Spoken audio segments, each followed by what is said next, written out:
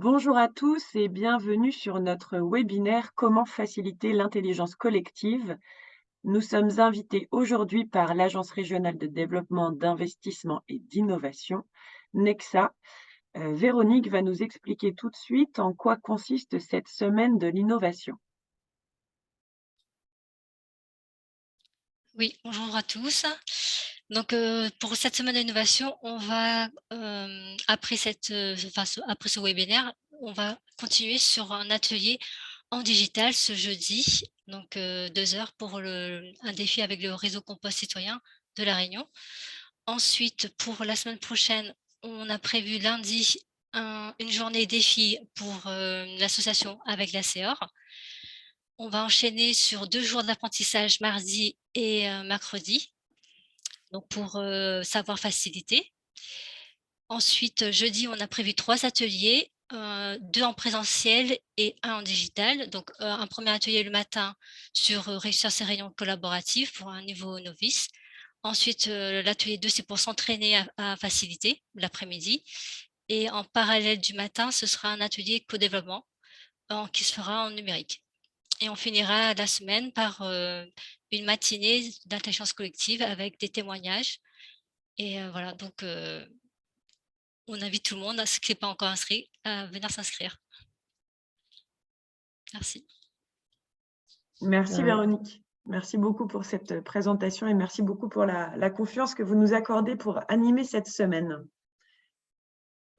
Donc, qui nous sommes chez WeAct? Donc, on est une agence effectivement qui a pour but, pour même, on va dire, dans le cœur, de faciliter la coopération en fédérant les équipes grâce à l'intelligence collective. C'est vraiment l'intelligence collective au cœur. Et vous le verrez au travers des différentes choses qu'on fait. Et c'est une des choses aussi sur lesquelles on s'est beaucoup retrouvé avec l'agence Nexa, c'est qu'on veut utiliser cet outil qu'est l'intelligence collective pour faire grandir des projets à fort impact social et environnemental. Ça veut dire qu'on est vraiment convaincu que c'est ce qui va faire bouger le monde, la France, le monde, face aux enjeux sociaux et environnementaux que nous connaissons. Caroline va vous en dire un petit peu plus sur notre équipe pour permettre toute cette facilitation. Donc, en effet, bonjour à tous. Donc, ravie d'être là avec vous aujourd'hui et d'accompagner cette semaine. Donc, je suis Caroline de l'équipe WeAct. Il y a également Marie qui est avec nous aujourd'hui et qui nous aide en backup sur toute la conception de cette semaine. Donc, avec Charlotte, en effet, elle vient de le dire, on est formatrice et facilitatrice en intelligence collective et le cœur du projet WeAct, c'est d'œuvrer pour des projets à impact positif pour l'environnement et la société au sens large. On a toutes les deux un parcours plutôt entreprise sur notre première vie professionnelle. Et aujourd'hui, on dédie nos projets d'intelligence collective chez WeAct auprès de 3 cibles, les entreprises, les collectivités et les associations. Et on s'oriente donc justement sur des projets porteurs de sens pour construire une société durable et égalitaire et des projets qui répondent aux enjeux climatiques notamment qu'on connaît tous. Donc voilà pour une présentation un peu plus détaillée. Je te rends la main, Charlotte. Merci Caroline. Donc, grâce à cette équipe, on va déjà animer cet après-midi notre premier webinaire que l'on vous propose sous format d'une conférence inversée. Alors, qu'est-ce que ça veut dire une conférence inversée? Vous l'avez peut-être déjà vécu même en live, en réel. On peut l'utiliser en présentiel ou en digital. L'idée, c'est que nous commencions rapidement par vous présenter notre vision de l'intelligence collective. Mais comme on aime bien l'interactivité, on va vous faire travailler en petits sous-groupes sur l'émergence d'une dizaine de questions qui vous viennent suite à cette rapide présentation sur notre vision de l'intelligence collective. Et puis, vous allez en choisir, donc vous allez les travailler en sous-groupe et vous allez chacun en choisir une ou deux par sous-groupe. Et puis, c'est là que nous, suite à vos questions, on interviendra pour que vraiment cette conférence, ce webinaire se porte sur votre besoin. Donc, vous avez déjà émis quelques questions dans le Google Form. Donc, on les a déjà intégrées dans la façon dont on vous présente cette vision de l'intelligence collective. Et puis, s'il vous reste des questions qui n'ont pas été traitées, vous pourrez les faire apparaître lors de cette émergence d'une dizaine de questions. Donc, on y répondra pendant 35 minutes. Et puis, donc, le programme de la semaine de l'innovation, on vous l'a présenté. Vous pourrez voir sur le lien les places qu'il reste pour cette semaine. Et puis, on fera une conclusion tous ensemble avant de se quitter. Voilà à peu près le programme. Donc, ce qu'on vous propose pour se préparer, c'est assez simple. Vous prenez juste un papier, un crayon avec vous pour pouvoir justement noter ce qui vous vient à l'esprit au travers de ces échanges. Donc, chez WeAct, quelle est notre vision de l'intelligence collective? Il y a plusieurs points qu'on voulait partager avec vous avant d'échanger autour de vos questions. Donc, à quoi ça sert l'intelligence collective? Ce qui est intéressant déjà d'avoir en tête, c'est que ça sert sur beaucoup de domaines que vous connaissez sûrement. Ça sert à mieux apprendre, ça sert à mieux travailler, briser les silos. Ça sert souvent, ce qu'on connaît, c'est aussi autour de l'innovation. Ça sert à innover, ça sert autour de la créativité. Et puis, on est aussi assez convaincu que l'intelligence collective, ça sert à mieux vivre ensemble. C'est vraiment quelque chose qui permet de générer les débats et qui permet aussi de réussir à se mettre d'accord et avancer tous ensemble. Nous, on part du postulat, on travaille en tout cas l'intelligence collective, en partant du postulat que l'intelligence d'un groupe est souvent supérieure, est toujours supérieure, en tout cas c'est notre postulat, à la combinaison d'intelligence, même d'expertise individuelle. C'est vraiment lorsque les intelligences se mélangent, se rencontrent, qu'on aboutit à quelque chose d'efficace et qui permet de faire bouger les lignes. C'est vraiment la diversité des expériences, des connaissances qui fait grandir un sujet. Alors que c'est vrai qu'on est en France, on est dans un pays où l'expertise, la blouse blanche est vraiment très valorisée et on a vraiment quelque chose à modifier dans notre état d'esprit là-dessus. Est-ce que parmi vous, j'imagine, est-ce que vous avez déjà vécu des réunions où en fait la prise de décision, elle repose vraiment sur soit l'influence du manager, soit l'influence de l'expert, ou soit de celui qui parle le plus fort? Est-ce que vous pouvez lever la main pour tous ceux qui ont déjà vécu ces réunions-là où on a eu l'impression que finalement, cette prise de décision, ouais, je vois que les mains se lèvent, on a le sentiment que ce n'était pas forcément une prise de décision commune, mais celui qui parle le plus fort, le manager, je vois que ça hoche de la tête. Donc, et en fait, ça, c'est assez humain parce que même sans méthode, sans cadre, sans facilitation, nous, ce en quoi on croit beaucoup, c'est la facilitation. Même quand la décision n'est pas prise par le plus fort, le plus expert, le plus manager, c'est aussi des fois le risque, c'est que ce soit pris sous forme d'un compromis. C'est-à-dire qu'on se met d'accord de par l'avis de la majorité ou on se met d'accord d'un faux consensus. Je sais que quand je travaillais dans mon ancien job, vous l'avez peut-être déjà vécu, on se met d'accord, puis après on se rencontre au café, aux toilettes, et puis finalement on change un peu la donne. Et ça, c'est souvent le résultat de la menée d'une réunion, d'un projet, d'une entreprise, où tous les avis n'ont pas été posés sur la table, en fait. Souvent, on se rend compte que tous les points de vue n'ont pas été exprimés, alors que l'intelligence collective prend vraiment sa source dans l'expression de tous les points de vue. Et c'est vraiment ça que nous, en tout cas, on est convaincus qu'il faut réussir à faire émerger dans la manière dont on mène une réunion, dans la manière dont on mène un projet. Et en fait, donc, il y a cette envie de poser les points de vue pour pouvoir prendre une réelle décision. Et puis, il y a toujours l'après-réunion pour être sûr que derrière, la mise en œuvre se fasse. et combien de réunions on est tous d'accord. Et puis derrière, on ne sait pas pourquoi le projet ne se met pas en place.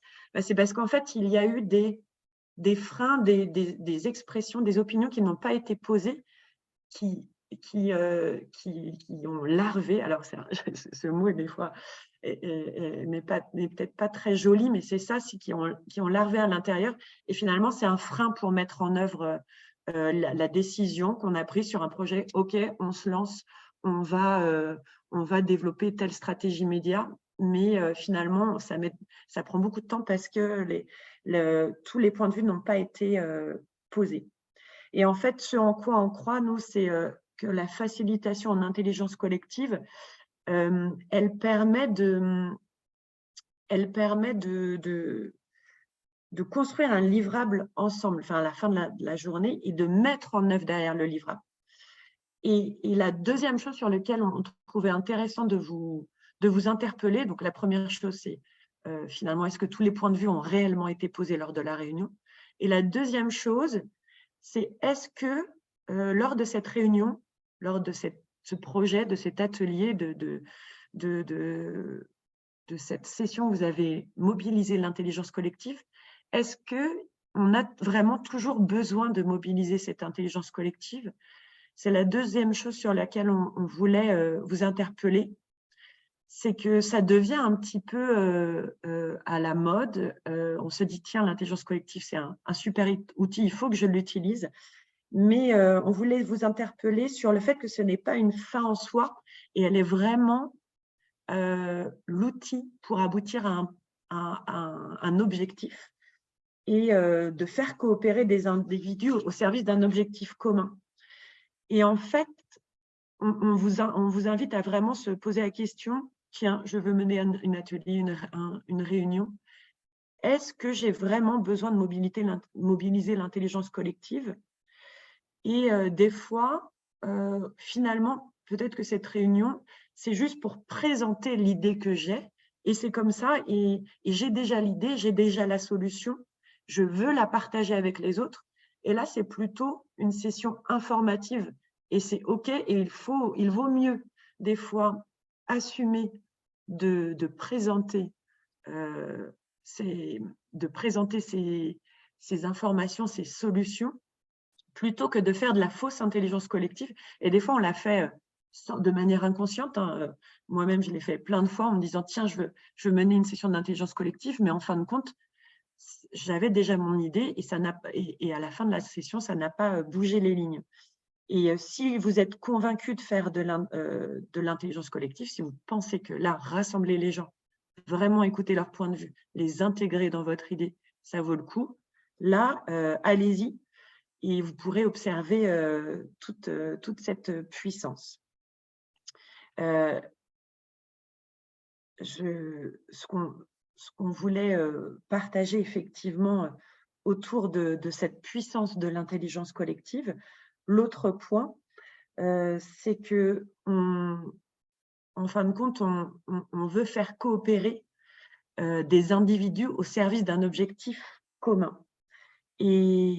Et ça, c'est un point aussi clé qu'on voulait partager avec vous. Il faut vraiment le définir en amont. Ça va avec « est-ce que j'ai vraiment besoin de l'intelligence collective ?» Ah non, finalement, c'est plutôt un processus informatif ou c'est un processus consultatif. Je veux juste avoir l'avis des gens, mais je ne vais pas forcément l'intégrer dans ma prise de décision. Et là, il faut que ce soit très clair auprès des personnes avec qui je partage.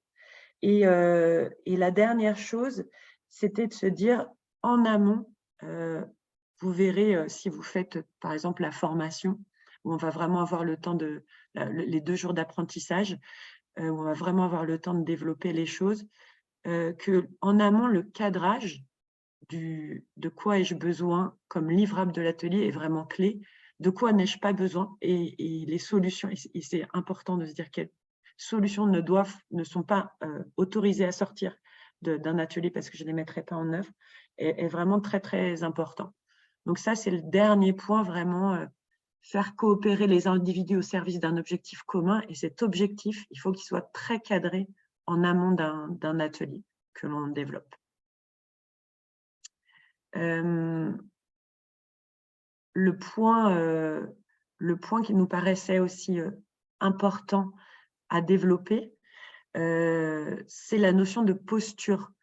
Alors, je ne sais pas si c'est quelque chose qui est forcément très clair pour tout le monde, mais on connaît souvent la notion de méthode, de créativité pour développer l'intelligence collective.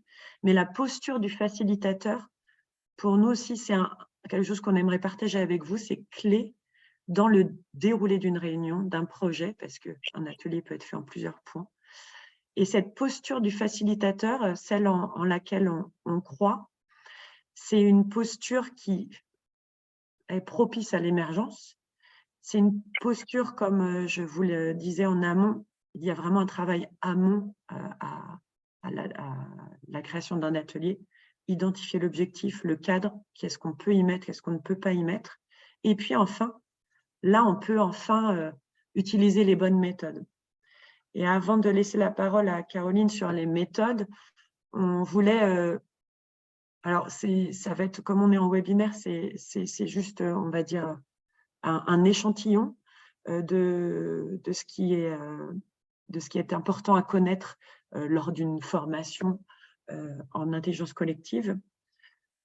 Nous, la posture dans laquelle on croit en tant que facilitateur, à différencier en fait de la posture d'un animateur, c'est qu'on est vraiment sur un facilitateur qui a une posture neutre, voire même en retrait, qui n'intervient pas sur le contenu, de manière à faire émerger le contenu de la part du groupe qui est en place, que ce soit lors d'un atelier de 10 personnes, lors d'un projet qui demande plusieurs ateliers toutes les semaines. Et pourquoi? Alors, ça, c'est souvent la chose qui interpelle le plus. Je vais vous partager ce que j'ai connu, moi, en accompagnant une entreprise sur l'innovation. C'était le début de mon expérience en tant que facilitateur. J'ai créé un atelier et puis au départ, j'étais facilitatrice, donc je donnais le déroulé de l'atelier, j'animais l'atelier, mais j'étais à la fois facilitatrice et participante. Je bougeais de mon siège, j'étais debout, assise avec les participants. Et à la fin de l'atelier, j'ai eu l'impression que tout le monde était content du livrable. OK, on est arrivé sur une nouvelle offre, c'était autour de l'entretien, de l'hygiène. Et tout le monde était content, moi comprise. Et je suis revenue un mois après, en tant que consultante, dire bon, OK, où est-ce qu'on en est dans le développement de cette offre? Finalement, j'ai vu que rien n'avait abouti. Pourquoi? Parce que j'avais été, moi, en tant que facilitatrice, beaucoup trop influente dans la participation avec les participants de l'entreprise. J'ai été, partie prenante, j'ai donné mon avis. Et finalement, la décision a été prise, pas pour me faire plaisir, mais de par mon influence. Et le groupe, lorsqu'il est sorti de la réunion et lorsqu'il était temps de mettre en œuvre la décision de la réunion, finalement, là encore, tous les points de vue n'étaient pas sortis parce que moi, en tant que facilitatrice, j'avais fait filtre. Les gens donnaient leurs idées en me regardant du coin de l'œil, en se disant est-ce que c'est la bonne idée ou pas, parce que j'avais une posture haute d'animatrice et non pas une posture basse de facilitatrice. Donc, on aura l'occasion d'échanger un peu plus là-dessus, je pense, en deuxième partie. Son rôle, c'est pas là pour donner le contenu, il est là pour guider le groupe dans la réflexion afin d'atteindre l'objectif et afin de faire émerger les solutions de la part du groupe. Donc, ce qu'on met, il est garant du cadre, il est garant du focus de l'objectif, du focus sur l'objectif défini en amont. Il est garant du processus, c'est-à-dire, OK, j'ai défini un atelier en 5 phases de 2 heures et on va aboutir à tel livrable. Et puis, évidemment, garant du temps. Donc ça, c'est son rôle, sa posture, son rôle et ses outils. Vous verrez que si vous participez aux différents ateliers, que l'importance des consignes est primordiale pour pouvoir, clair et simple, pour pouvoir faire avancer un groupe dans l'émergence d'idées, avec des attendus clairs de l'étape, avec une organisation du groupe, comment est-ce qu'on les fait se déplacer, quel matériel on utilise, quel est le temps imparti. Et puis, vraiment, son outil majeur au facilitateur, c'est qu'il pose des questions. C'est vraiment son rôle, poser des questions pour faire avancer le groupe, sans être dans je donne mon avis, mais plutôt je pose des questions pour faire émerger du groupe son propre livrable. Voilà en ce qui concerne la posture. Caroline, est-ce qu'on peut te donner la parole sur ce qui est méthode Tout à de fait. créativité? Alors, en effet, pour terminer justement cette approche où on vous livre notre vision de l'intelligence collective, donc comme on l'a vu, la posture, elle est primordiale dans un atelier. Quand on est facilitateur, on n'est pas animateur. Je pense que vous l'avez compris. Et cette posture, elle est vraiment au service des méthodes que l'on va utiliser. En effet, les méthodes, ce sont les outils qui vont cranter, en fait, créer tout le processus au cours d'un atelier d'1 heure, 2 heures, une journée ou plus. Et vraiment, ces méthodes, elles vont guider le déroulé afin d'atteindre l'objectif qu'on aura prédéfini en amont de l'atelier. On avait eu une question lorsque vous avez rempli le questionnaire d'inscription sur comment faire pour avoir une juste répartition du temps de parole lorsqu'on est dans un atelier d'intelligence collective, une réunion collective avec un objectif qui a été prédéfini. Et justement, nous souhaitions vous partager quelques outils qui peuvent permettre de répondre à cela et en effet de pouvoir donner un temps de parole le plus équivalent possible à l'ensemble des participants. Donc, Charlotte, si tu peux avancer, s'il te plaît. Donc, notamment, on a ici la carte d'empathie que vous connaissez peut-être. Cette carte d'empathie, je ne vais pas rentrer dans son explication, mais on voit au milieu un petit personnage, un petit bonhomme. Et ce qu'on souhaitait vous partager ici, c'est qu'au travers notamment de cette méthode, on peut se dire que tous les participants de la réunion ou de l'atelier vont se mettre dans la peau de quelqu'un, la peau d'un persona qui peut être un client, une cible potentielle. Et cela va permettre de travailler en fait cet atelier avec un regard neuf. Le fait de, on va dire, faire tomber un peu qui on est, ses références culturelles, son cadre et de se plonger dans un nouveau persona, ça va permettre aussi à chacun de pouvoir prendre la parole à tour de rôle. Bien sûr, on l'a dit tout à l'heure, la posture, elle est essentielle du facilitateur puisqu'elle va aussi renforcer cette dynamique de groupe en veillant à ce que quelqu'un qui n'aurait pas pris la parole puisse intervenir si ça n'a pas été le cas et peut-être à stopper quelqu'un qui serait très éloquent. Mais le fait de se mettre dans la peau d'un persona cible permet vraiment à chacun de pouvoir s'exprimer. L'objectif, c'est vraiment aussi de pouvoir sortir de ses propres idées et se mettre à la place d'eux, ce qui met tout le monde en fait un peu sur le même plan, en fait, le même degré de possibilité de partage. Donc ça, c'était pour la première méthode, le premier outil qu'on peut évoquer pour une répartition du temps de parole équitable. La deuxième chose qu'on voulait vous partager, en intelligence collective, on fonctionne souvent pas souvent, tout le temps, avec un temps individuel. On utilise beaucoup de post-it. Ces post-it, souvent sur les phases de questionnement, comme a pu le dire Charlotte, on va venir poser ses premières idées, ses premières réponses à titre individuel sur des post-it. Donc, il y a vraiment un temps de silence après la question qui permet à chacun de faire émerger ses idées. Dans un deuxième temps, on va partager ces réponses qu'on aura eues à titre individuel, souvent en sous-groupe, puisque si on est sur un groupe de 20, idéalement, il faut faire 4 ou 5 groupes de 4-5 personnes. Donc, on va partager dans son sous-groupe de 4-5. On va peut-être enrichir les idées, voter pour les idées qui nous semblent les plus pertinentes, et ensuite, on va partager à l'ensemble du groupe. Donc, c'est ce qui est schématisé sur ce croquis. Toujours un temps individuel, en sous-groupe et en groupe complet. Et cela contribue, vous le comprenez, à ce temps de partage, en fait, et le fait que chacun puisse s'exprimer dans la mesure où chacun est face à ses post-it et doit poser ses idées avant de partager.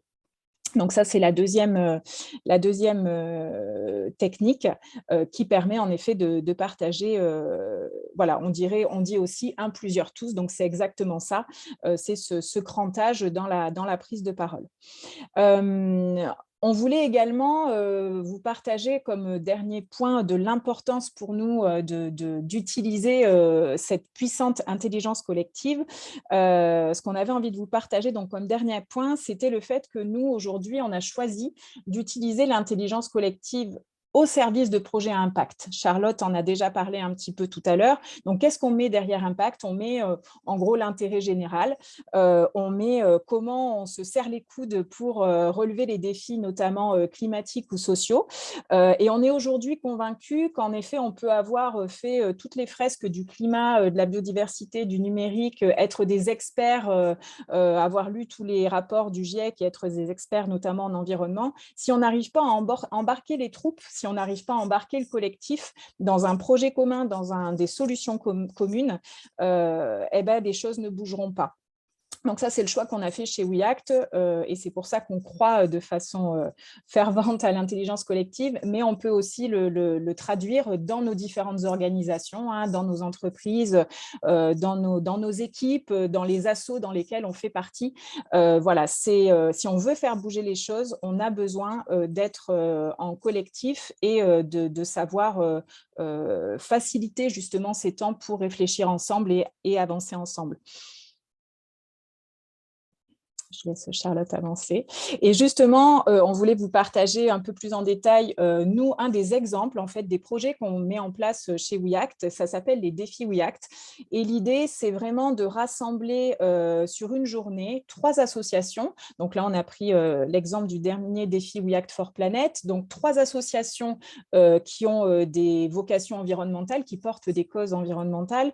LPO, Ligue de protection des oiseaux, Place au vélo, une association qui œuvre pour la démocratisation du vélo, et le FPL, qui est une asso qui permet de démocratiser le savoir-faire artisanal.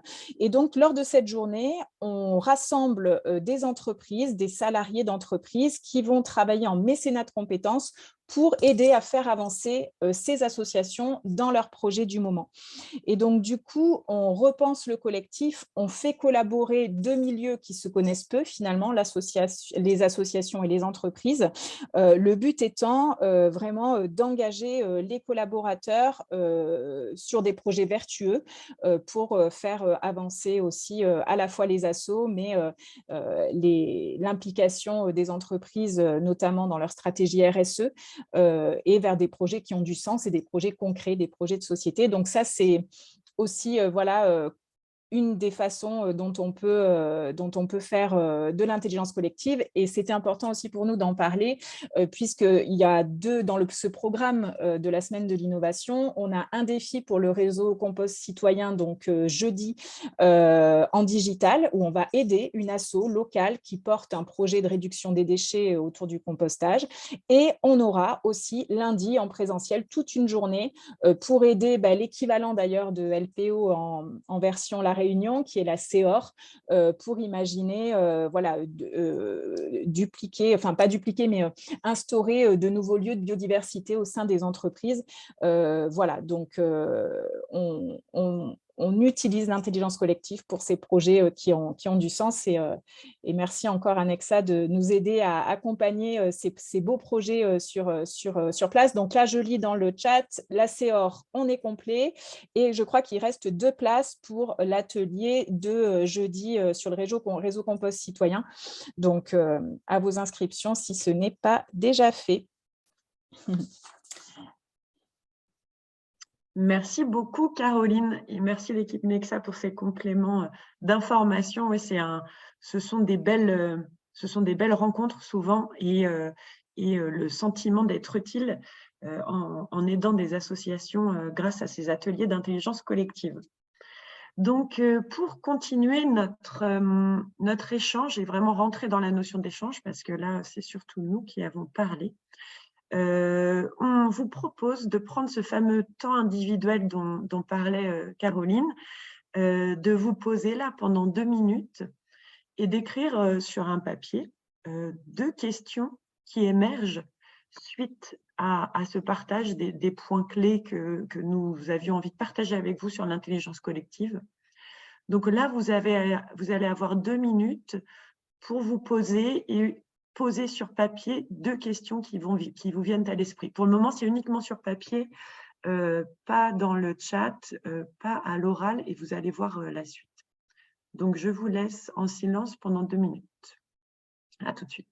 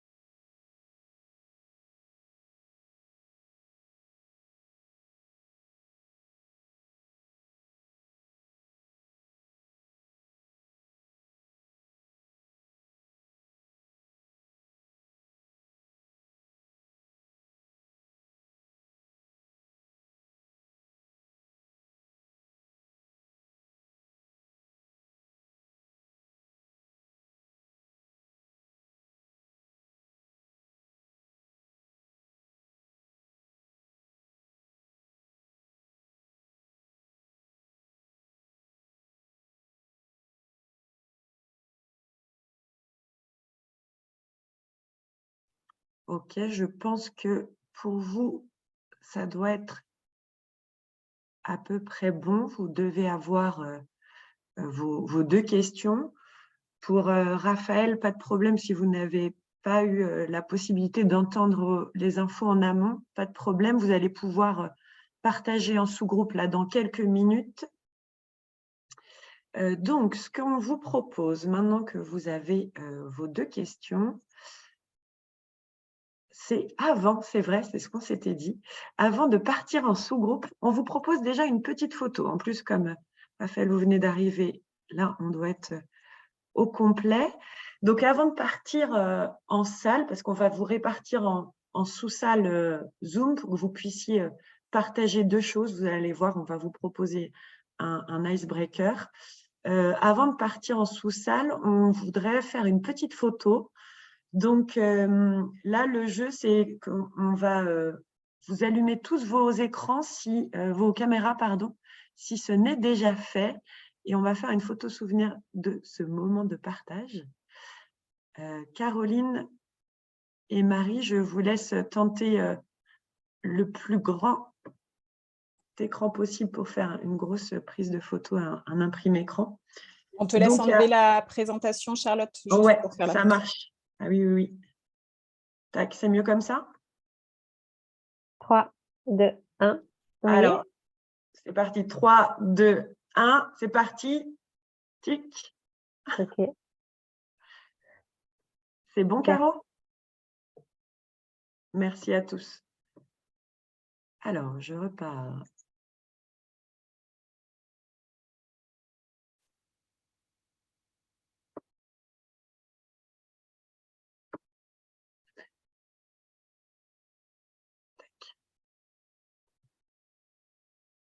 Hop, c'est reparti. Donc, ce qu'on va vous proposer là tout de suite, avant de partir en sous-salle, c'est un petit icebreaker digital. Vous l'avez peut-être déjà expérimenté. On va vous proposer de choisir une de ces 4 photos. Dans l'idée, alors la question c'est: qu'est-ce qui représente pour vous l'intelligence collective parmi ces 4 photos? Quelle image évoque pour vous l'intelligence collective? Elles vont revenir, voilà. Donc, on vous laisse en choisir une dans votre tête. Vous la gardez avec vous, dans votre tête, savoir la décrire avant de vous envoyer en sous-salle. Donc, laquelle de ces photos évoque pour vous l'intelligence collective?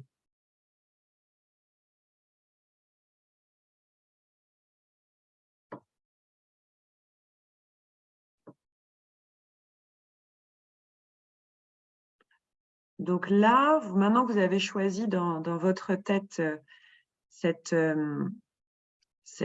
carte qui représente l'intelligence collective, donc on va vous mettre en sous-salle pour avoir un petit temps de partage. Et donc, lors de ce temps de partage d'à peu près 15 minutes, à tour de rôle, et on insiste, comme le disait Caro, vraiment en mode écoute active, vous allez pouvoir partager, dire moi, l'image que j'ai retenue, c'est plutôt celle avec les mains rouges, c'est plutôt celle des amis dans la voiture. Et vous allez pouvoir leur dire pourquoi vous avez retenu cette image comme représentation de l'intelligence collective. Donc ça va être un premier temps. Et puis après, dans un deuxième temps, vous allez partager les 2 questions que vous avez, qui ont émergé avec ce sous-groupe. Et enfin, le troisième temps, et l'objectif de ces 15 minutes, c'est qu'à la fin de cette session, vous échangiez et que vous déterminiez la question que vous souhaitez poser et sur laquelle nous, on va répondre avec Caroline. Donc, voici les 3 temps qu'on aimerait que vous fassiez durant ces 15 minutes. Et puis après, on revient ensemble pour échanger là-dessus. Donc, on va pouvoir vous mettre. Est-ce que c'est OK? Oui. Alors, du coup, pour les sous-groupes, en effet, on va vous répartir par groupe de 3-4. Donc, je lance les sous-groupes et vous allez être redirigés automatiquement dans vos salles pour donc répondre à ces objectifs dans les 15 minutes qui suivent. Alors, Caroline, oui. on a Renan qui dit pas de caméra, pas de problème. Renan, pour faire l'échange en sous-groupe, vous pourrez le faire à l'oral sans caméra, pas de problème. Allez, c'est parti, je lance les sous-groupes.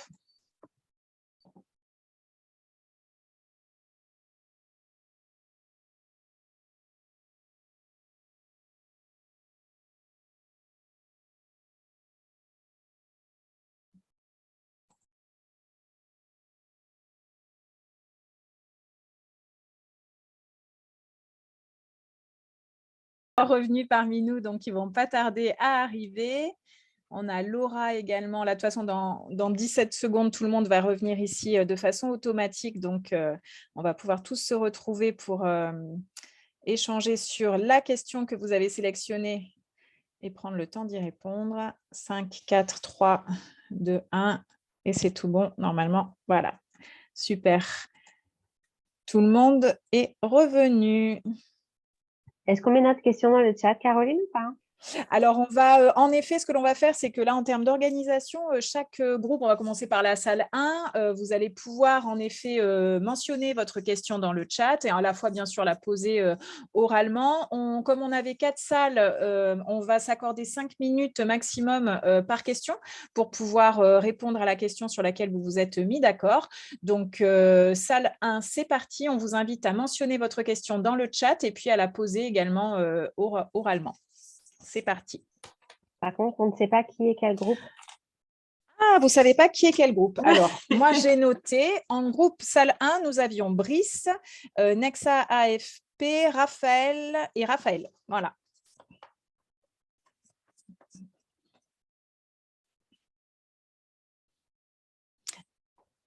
Alors, j'ai posé la question dans le chat avec Brice et Raphaël, si vous pouvez confirmer que c'est bien celle-là. Tout à fait. Dans mes souvenirs, oui. Et du coup, c'est en gros comment adapter les outils d'intelligence collective en fonction de la diversité du public. Donc, on va dire dans un atelier, on a des personnes de différents niveaux qui ne sont pas forcément dans les mêmes services, etc. Ou bien même atteints d'handicap, que ce soit physique ou peut-être intellectuel. Donc, en fait, comment prendre un peu en compte toute cette diversité-là et de faire en sorte que tout le monde se sente bien inclus au niveau de l'atelier. OK, merci beaucoup. Ça rejoint effectivement une question que nous avions en amont sur le Google Form. Caroline, je te laisse mettre en marche les 5 minutes. Alors ça, c'est une question. Alors pour moi, dedans, il y a 2 questions. Donc, diversité du public autour de la maturité, si je comprenais bien, en termes d'intelligence collective, des gens qui sont habitués à faire partie d'ateliers ou pas. Donc ça, c'est un point qu'il faut effectivement vraiment très bien prendre en compte en amont dans le cadrage et la conception. Quand tu es facilitateur en intelligence collective, pour concevoir un atelier d'une journée, il faut compter au moins 2 à 3 jours de conception, c'est-à-dire un cadrage de 2 heures avec ton client. Alors, ton client, ça peut être toi-même, c'est toi qui es commanditaire de ton propre atelier. Mais si c'est ton manager, si c'est quelqu'un d'un autre service, d'une autre association, là, il faut aller le voir, au moins discuter pendant 2 heures autour de toute une démarche de questionnement pour vraiment faire émerger l'objectif, le livrable, mais aussi qui sont les participants. Est-ce qu'ils sont habitués ou pas à utiliser des outils d'intelligence collective? Est-ce qu'il y a effectivement certains handicaps? Donc ça, c'est un élément majeur à cadrer en amont de la conception d'un atelier. Donc sur la notion de maturité d'intelligence collective, là, chaque outil utilisé dans les ressources qu'on vous fournira, il y a d'inscrit s'il faut avoir déjà, toi, en tant que facilitateur, un peu d'expérience et aussi la prise en main par le public. Donc, effectivement, d'un outil à l'autre. Mais ce qui compte surtout, nous, on ne s'est jamais frotté à une difficulté. Par exemple, on va avoir avec nous des citoyens qui sont plutôt âgés parce qu'on va animer des collectivités territoriales. Eh bien, de toute façon, de par le process que tu mets en place, l'énergie, ils vont utiliser l'outil. Par contre, il faudra ajuster la variante de temps.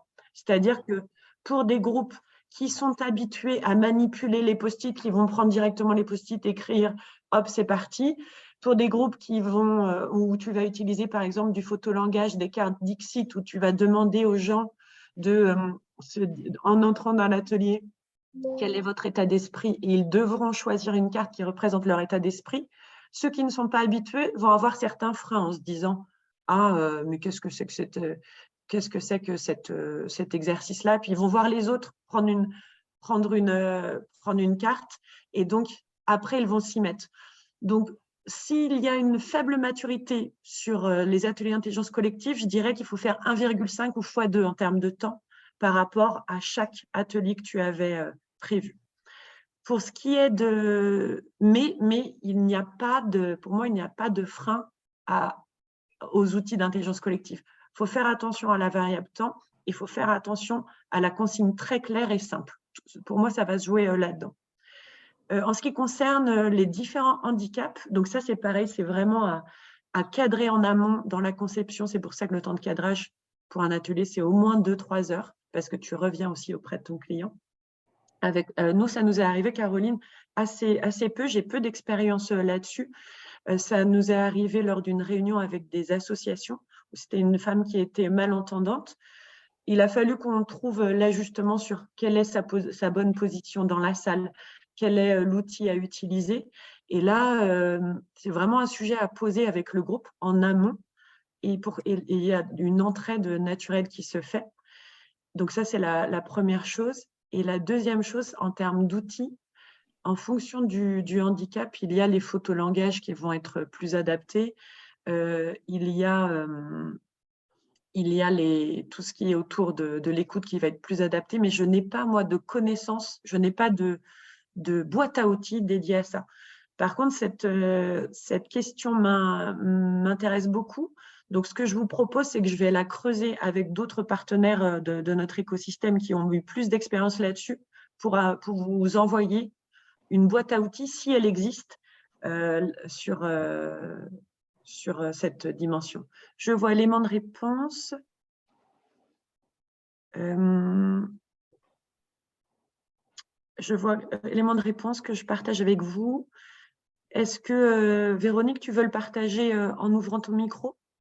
Oui, bah, c'était juste pour vous indiquer qu'on peut aussi tester un petit peu le niveau du groupe en termes de maturité et de voir s'il est à l'aise avec ces nouvelles méthodes-là par un petit icebreaker au départ, Exactement. un ou plusieurs, pour voir un peu le niveau Par exemple, d'appréhension des outils. Et ensuite, Exactement. réajuster le cadrage nécessaire en fonction. Ouais. Par exemple, sur l'usage des post-it, vous verrez tout de suite si ça va pas, et voilà.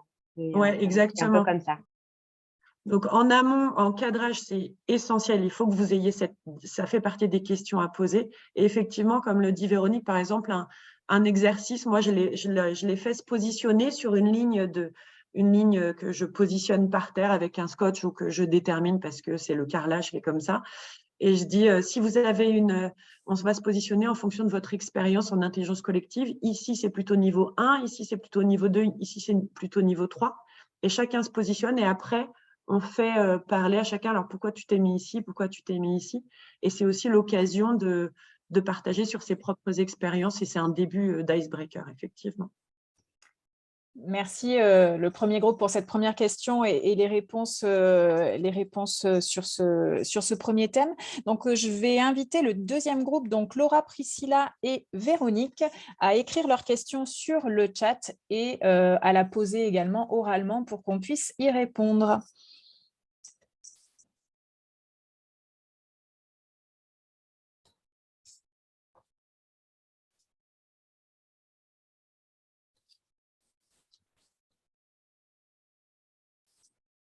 Est-ce que Laura ou Priscilla ou Véronique peuvent poser oralement? Priscilla, je vois que tu as enlevé ton micro. Ouais, On t'écoute. la question qu'on se demandait, c'était, par exemple, si on veut atteindre un objectif, on va dire, dans une structure, si on fait partie de cette structure, est-ce qu'on peut aussi être facilitateur? Enfin, et de manière générale, quand on est partie prenante d'une action sur laquelle on souhaite s'orienter via un atelier d'intelligence collective, est-ce qu'on peut être facilitateur? Ouais, ça, c'est vraiment une question, je vois très bien qu'on se pose tous, que je me suis posée aussi au départ de ma prise en main de la facilitation. Alors, la réponse, je dirais oui, effectivement, tu peux être facilitateur, mais par contre, il faut avoir une véritable posture. En fait, la question pour moi, en amont qu'il faut se poser, c'est où est ma valeur ajoutée sur ce projet? Je dis n'importe quoi. Si on réfléchit au projet associatif, projet stratégique d'une asso, je suis directrice de l'asso, j'ai envie que mon équipe y travaille. Donc, je vais lancer l'atelier, je vais avoir envie de l'animer, mais ça veut dire que si je veux que l'atelier aboutisse à un livrable où chacun a vraiment été acteur et chacun derrière le mettra en œuvre, ok, je me dis, je vais prendre une position de facilitatrice, je suis convaincue de ça. Par contre, si j'ai une position de facilitatrice, je ne vais pas pouvoir intervenir sur le contenu. Donc là, il faut vraiment mettre en balance où est ma valeur ajoutée majeure. Est-ce que c'est d'être facilitatrice parce que j'ai vraiment ces compétences là-dedans, j'ai bien compris comment ça fonctionnait et je pense que c'est là ma valeur ajoutée? Ou est-ce que ma valeur ajoutée, c'est plutôt d'être participante parce qu'il faut que vraiment je donne mes idées j'ai besoin, moi, de donner mes idées. Je ressens ce besoin en moi. Et aussi, l'asso a besoin, et mes collaborateurs, je sens qu'ils ont besoin de partage d'idées. Et là, il vaut mieux que j'ai une posture de participante. Et dans ces cas-là, je fais appel à une de mes collègues qui a été formée ou même à quelqu'un de mon écosystème qui est formé, qui viendra faciliter l'atelier et je le cadrerai avec lui. Mais je pense que ma valeur ajoutée sera supérieure en tant que participante. Donc, c'est une vraie question à se poser. Et si on prend le rôle de facilitateur et qu'on veut vraiment aboutir à toute la puissance de l'intelligence collective, là, il faudra vraiment rester en retrait sur le contenu et on se dit que, OK, ma valeur ajoutée, c'est plutôt dans le process que je vais mettre en place, dans l'énergie que je vais donner, mais pas dans le contenu et les idées. Donc, c'est une vraie question à se poser. Est-ce que ça répond à votre question? Ouais, merci beaucoup. Et je compléterai juste, si vraiment le choix est fait, même si on est partie prenante d'être facilitateur, il faut que les règles aussi soient très claires dès le début, Oui. parce que potentiellement, on va travailler dans un groupe avec lequel on travaille au quotidien, avec d'autres postures. Et donc, ce jour-là, il faut clairement dire aujourd'hui, j'ai ma casquette de facilitateur, donc j'ai un rôle particulier en retrait, j'anime le processus, enfin, je facilite le processus, et donc je ne vais pas être partie prenante. Et en gros, ne vous retournez pas vers moi pour avoir mon aval ou mes idées, ou voilà, je reste vraiment dans ma posture de facilitateur et ça c'est important que ce soit clairement évoqué et que tout le monde l'accepte dès le début en règle du jeu en fait pour l'atelier d'intelligence collective. Et effectivement, dans ce que dit Véronique, c'est que potentiellement, sur un même atelier, mettons, qui dure toute une journée, tu peux te dire, OK, la matinée, j'ai une posture de facilitateur, comme dit Caro, je mets cette casquette-là. Et à un moment donné, dans l'atelier, il y a un besoin d'expertise sur un sujet. C'est toi qui l'as, l'expertise. Tu changes de casquette. Là, tu poses l'expertise et potentiellement, tu restes participant tout l'après-midi. Par contre, quand tu fais facilitateur, participant, mettons, avec un rôle d'expertise et que tu reviens facilitateur, là, encore une fois, il faut vraiment bien reposer le cadre. Sinon, le risque, c'est qu'à chaque idée, les gens se posent et finalement te regardent du coin de l'œil pour voir si c'est une bonne idée. Et vraiment, c'est le truc auquel il ne faut pas aboutir parce que sinon, tu freines la divergence des idées et le fait qu'elles soient réellement posées sur la table. Donc, c'est vraiment un cadre à poser si ton rôle change dans un même atelier ou dans une même journée. Merci beaucoup. D'accord. On va passer au groupe numéro 3 qui se composait de Claire, Michael, Moéa et Nexa, je crois. Je sais, je n'ai pas de prénom par contre derrière. Est-ce que vous voulez bien? Ok, Véronique. Moi, la question est dans le chat, c'est bon? Ok, super. Du coup, la question porte sur comment préparer le déroulé et le cadrage d'une démarche d'intelligence collective. Et finalement, quelles sont un peu ses limites, quelles sont les limites de la participation qui pourraient aboutir potentiellement à des prises de décision plus individuelles ou décisionnaires d'un décisionnaire. Ok. Alors, comment elle se prépare et le déroulé? En fait, là, vous posez vraiment un sujet important, c'est de se dire la facilitation en intelligence collective, il y a 3 étapes majeures. Il y a le cadrage dans lequel on définit effectivement l'objectif de la réunion de l'atelier en intelligence collective et le livrable. Et quand on dit le livrable, c'est très concrètement. Je veux aboutir à un plan d'action dans lequel ça sera de juillet 2022 à septembre 2024, dans lequel ce plan d'action, il y aura d'indiquer qui fait quoi pour quand, et aussi vraiment aller jusqu'à dire, moi quand je cadre un atelier, ok, ce plan d'action, qu'est-ce que vous allez en faire? Derrière, qui va l'utiliser, pour quand, dans combien de temps? Il faut que ça, ce soit très clair, comme ça vous aide à le formaliser. Si par exemple, ce plan d'action, on se rend compte que derrière, par exemple, on se rend compte que derrière, les actions ne seront décidées de oui, on le met en œuvre ou pas, par un comité d'administration qui aura lieu en novembre 2023, par exemple. Ah, ok, du coup, ça, c'est un élément majeur. Et il faut que le groupe qui travaille sur ce plan d'action soit au courant et qu'ils comprennent par qui il va être utilisé, pour quand, qu'il n'y ait pas de déception en se disant, bon, bah, quand est-ce que le plan d'action est mis en œuvre? Ah, bah, trop tard, finalement, on a décidé que… Donc, il faut que ce soit très clair quel livrable, quand est-ce qu'il sera mis en œuvre par qui, pour que le groupe n'ait pas d'attente ou qu'on ne surpromette pas. Ça, c'est la première chose. Après, la conception, là, c'est vraiment pareil, tout un travail en fonction de cet objectif est déroulé. Quels exercices je vais mettre en œuvre, quelles seront les étapes du déroulé? Inclusion, d'abord, je vais peut-être les faire travailler en carte d'empathie. Après, je vais les faire travailler sur le plan d'action, etc. Je vois cela rejoignait nos questions sur les fausses démarches d'intelligence collective. Effectivement, quand je parle de cadrage et livrable, il y a plusieurs fois où avec Caroline, quand on a cadré, à la fin des 2 heures, en fait, nous, on a recommandé, on a dit, est-ce que vous avez vraiment besoin de l'intelligence collective ou est-ce que ce n'est pas plutôt une réunion d'information? Et il est arrivé où on s'est dit, ah ok, donc on recale la journée. Le matin, c'est une réunion d'information où on donne des informations et c'est clair et il n'y a pas besoin d'intelligence collective, il n'y aura pas de choix, il n'y aura pas de convergence. Et finalement, on va le faire sous forme d'un quiz, par exemple. Et il y a un côté participatif, mais pas intelligence collective où les gens ne vont pas contribuer, ils vont être informés de manière ludique. Et puis l'après-midi, là, ok, on a besoin d'intelligence collective. Et là, dans le cadrage et la conception, il faut vraiment distinguer le consultatif du collaboratif. Il me reste 2 minutes. Et c'est-à-dire même le participatif, ça veut dire qu'il faut être très clair avec le groupe pour dire on va faire 2-3 heures, une journée d'intelligence collective. L'objectif, c'est d'aboutir à telle question.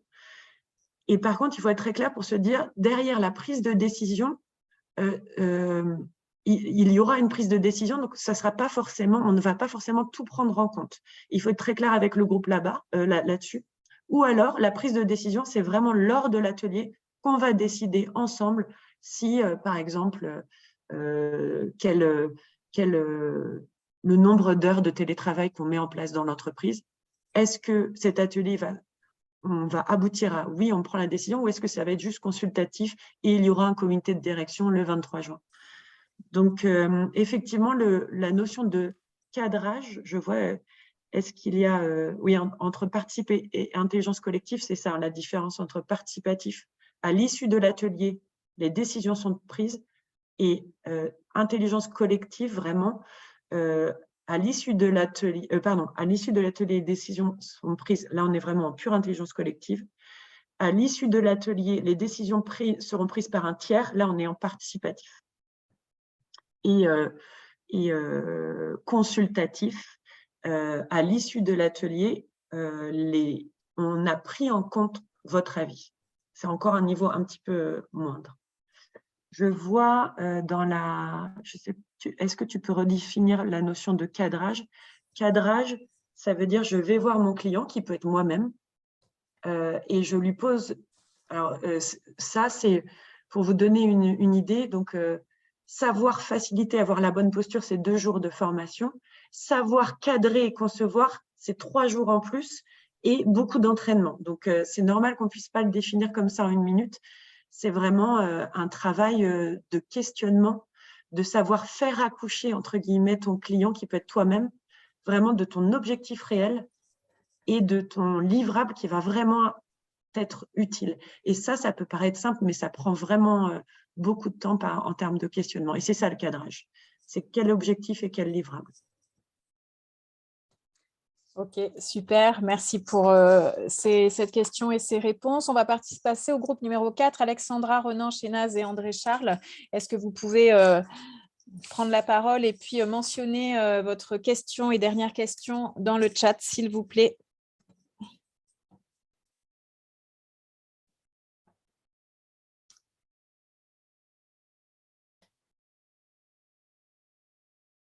Alors, au niveau de la question, on se demandait comment mener à bien une session d'intelligence collective lorsqu'autour de la table, dans la salle, il y a des réticences à collaborer entre les participants. Et je vais donner l'exemple, par exemple, de concurrents directs qui auraient du mal à travailler ensemble pour X raisons.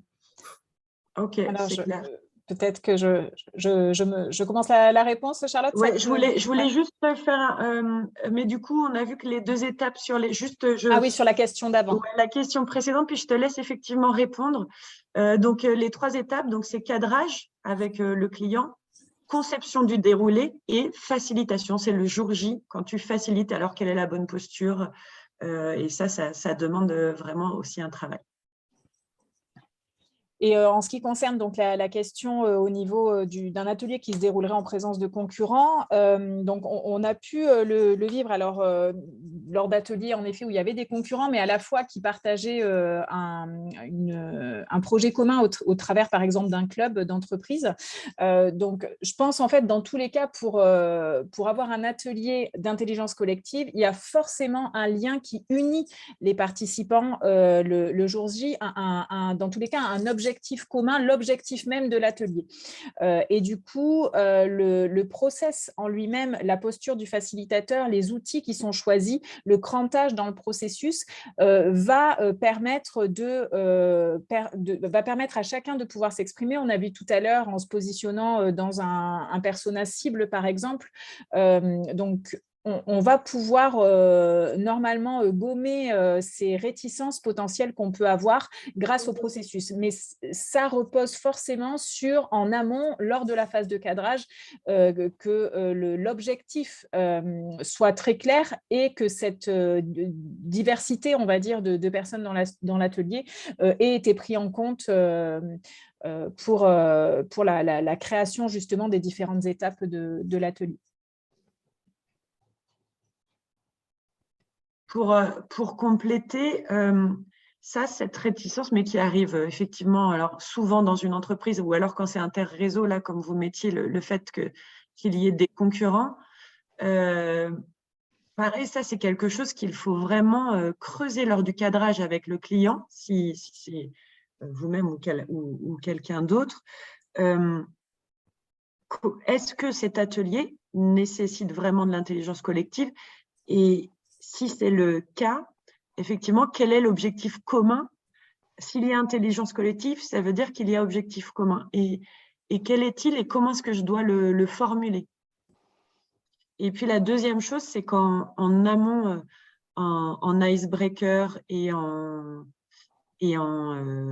inclusion, nous, ce qu'on utilise beaucoup, déjà, c'est quelles sont les règles de vie du groupe. Mais au lieu de les poser toi-même, de dire « Ah, c'est pour une bonne créativité, il faut ça, c'est au groupe de les poser. Quels sont, donc vous demandez à chacun, sur un post-it, d'écrire un mot, quels sont pour vous la règle de vie du groupe pour que cet atelier de 2 heures, 3 heures, une journée fonctionne bien.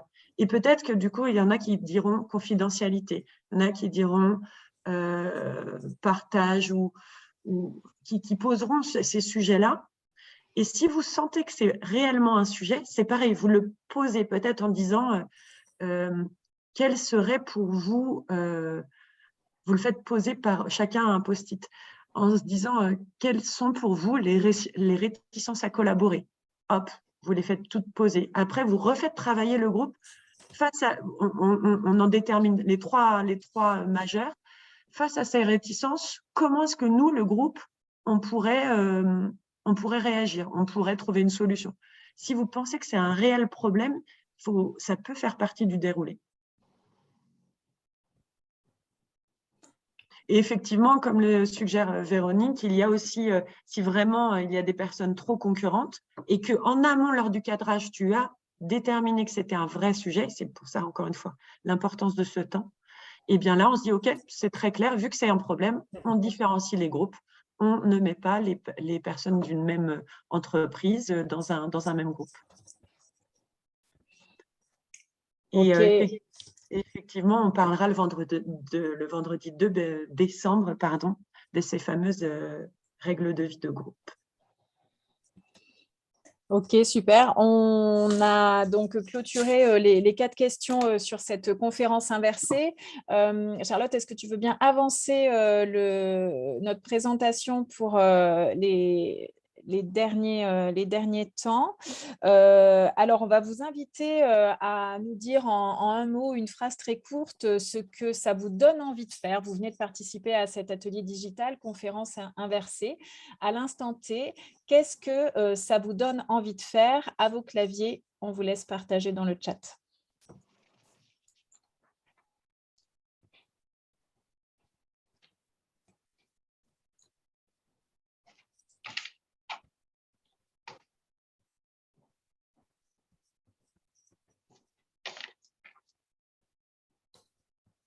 Ça vous donne envie de vous former, de pratiquer. C'est clair que la pratique, c'est vraiment la clé. Envie de nous voir en action, ouais. Mettre en pratique, tester, mieux connaître. Ouais, on vous fournira aussi des éléments de ressources en ligne ou en livre. Participer à un atelier, yes. Pratiquer. Dans la sphère associative, c'est clair qu'il y a beaucoup de choses à développer parce qu'il y a aussi beaucoup de temps perdu souvent, alors qu'il y a beaucoup d'envie. Pratiquer, se former, pratiquer en exercice, s'entraîner avec les outils. Le ping-pong.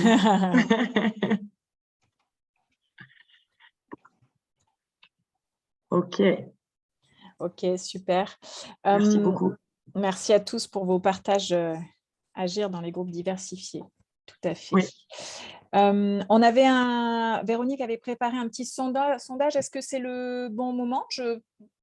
Juste, moi, j'ai une petite question Oui. subsidiaire que je mets dans le chat et que je vous partage. Finalement, qu'est-ce que vous pensez de cet outil conférence inversée qu'on a pu vivre ensemble?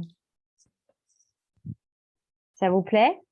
Est-ce que vous voyez l'organiser sur Zoom avec vos collaborateurs, parties prenantes, clients? Ça ne demande qu'un outil, c'est Zoom, et c'est vrai que c'est assez simple. Vous pouvez parler au micro, hein. Alors, la notion de conférence inversée, ça veut dire qu'on a débuté par 10-15 minutes de petite conférence et après, en fait, le conférencier, donc Caroline et moi, en l'occurrence, c'est inversé. Ce n'est pas nous qui donnons tout le contenu, c'est vous qui nous posez les questions et nous répondons, nous construisons notre conférence en fonction de vos questions. C'est ça, la notion d'inversé, c'est qu'on a construit en fonction de vos questions.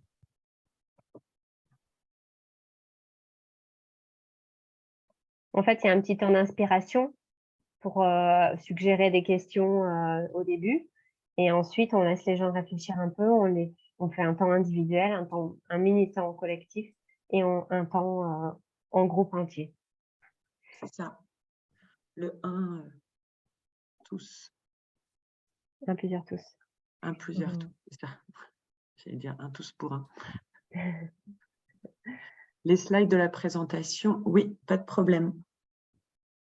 On va tout mettre sur le site de nexa.re que vous connaissez et on vous enverra ce lien-là de la synthèse ainsi que le replay pour tous ceux qui sont inscrits sur le replay parce qu'on avait beaucoup de gens qui ont souhaité voir le replay.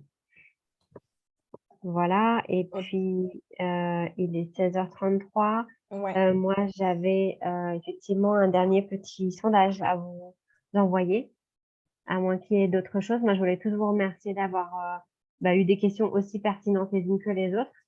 Et voilà, d'avoir pu partager un peu nos appréhensions de l'intelligence collective. Je trouve que c'est effectivement quelque chose encore à creuser entre le consultatif, le participatif, l'intelligence collective. Parfois, c'est pas facile de savoir dans quelle démarche parfois nous, on est sollicité ou comment nous l'organiser. Donc, ça nécessite effectivement un peu plus de formation pour bien mesurer les attentes et dimensionner nos propres ateliers et pas se louper. Et pas faire non plus trop de regrets pour ceux qui auraient voulu participer plus. Ou, voilà, pour bien dimensionner les choses, finalement, c'est pas si simple et ça nécessite vraiment une formation. C'est clair. Alors, peut-être je vous invite à… Je peux lancer le sondage. Donc, c'est un sondage, une question. Vous allez pouvoir y répondre et puis on se donne 30 secondes et on terminera par le pop-up. Charlotte, ça te va? C'est ça, parfait. Vous voulez rajouter? Ouais, c'est OK. Alors, je lance le sondage. Vous allez tous voir le push justement du sondage. Il suffit d'une réponse et c'est parti. Et je veux bien… Pardon, je me suis trompée. Hop, relancer. C'est bon. Caroline, on l'a reçu. Ah, OK, ça marche. Mais là, il a disparu pour moi. Je ne sais pas s'il est encore bon pour Alors, vous. je relance. Hop. Caroline, je voudrais bien que tu me prennes en photo du coup les résultats parce que je les aurais pas. Ouais, ça marche. Donc, comment êtes-vous satisfait de cette réunion? Ça fait partie aussi de la facilitation d'avoir un feedback des participants. Exactement. Et d'être dans ce principe d'amélioration continue aussi, auquel on tient beaucoup avec Charlotte. Et pour le dernier feedback, et c'est quelque chose, ça c'est un outil qu'on utilise vraiment très souvent, c'est très simple. On aime bien avoir quel est un mot qui résume votre vécu du webinaire, en un mot dans le chat. Et c'est la dernière chose qu'on vous demande. Quel est le mot qui résume votre vécu de ce webinaire?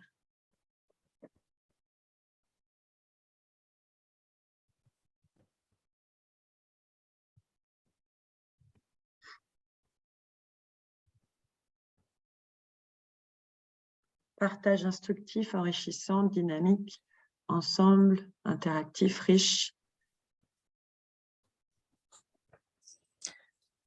Et ça permet, ce mot-là, c'est pareil, c'est un outil qui est pas mal, parce qu'à la fois, vous pouvez savoir si ça s'est bien passé et vous avez quelque chose de qualitatif derrière, au-delà du quantitatif 1, 2, 3, 4, 5 sur 5.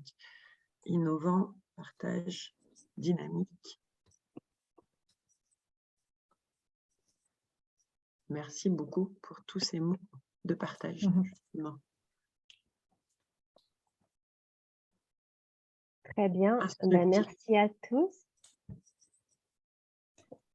Merci en effet à chacun d'entre vous. Ouais. On se retrouve pour une bonne partie lors des ateliers. Je vous dis à très bientôt. Ouais, très bien. Merci beaucoup. Merci pour cet accueil. Merci à tous. Bonne journée. À bientôt. À bientôt. Bonne Au revoir. journée. Au revoir. Merci beaucoup. Au revoir.